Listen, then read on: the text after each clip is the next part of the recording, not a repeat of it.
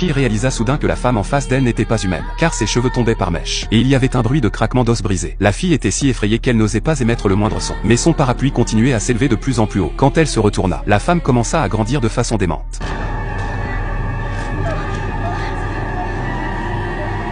La vue a tellement effrayé la jeune fille qu'elle a fait pipi dans son pantalon. Le regard horrible de la femme plus âgée faisait frissonner les gens dans leur cœur. La jeune fille a fait semblant d'être calme et a trouvé une excuse pour essayer de s'éclipser, déclarant que sa mère lui avait dit de rentrer à la maison. Elle tenta de faire comme si elle n'avait rien vu, mais sa respiration devenait de plus en plus rapide. Derrière elle, les pas lourds se rapprochaient. Le monstre boitait rapidement vers elle. La jeune fille ne pouvait plus se calmer. Elle criait et courait sauvagement. Le bruit a alarmé le propriétaire du magasin d'éclairage tout proche. Il s'est précipité hors de la porte pour vérifier. La fille s'est empressée de se cacher derrière le patron. Le propriétaire ne paniqua pas en voyant le monstre approcher. Il a dit à la fille de rentrer chez elle d'abord. Visiblement il a un moyen de s'en occuper. Le patron a alors enlevé ses lunettes de soleil. Et le monstre s'est immédiatement arrêté dans son élan à cette vue. Après 3 secondes à se fixer du regard, le monstre se détourna vaincu et son corps rétrécit progressivement à sa taille initiale. Personne ne connaît l'identité du propriétaire. Il n'ouvre son commerce que tard dans la nuit. Mais quand quelqu'un vient acheter une ampoule, il dit au client de ne pas la toucher avec un visage froid. Les plus timides s'en vont en pestant. Mais parfois les plus audacieux essaient d'arracher l'ampoule de force. Le propriétaire a fait un geste pour enlever ses lunettes de soleil. Et l'autre homme a semblé si effrayé qu'il a dû partir. La seule personne qu'il traitait différemment était la fille qui venait tous les soirs. Non seulement il l'accueillait avec un sourire,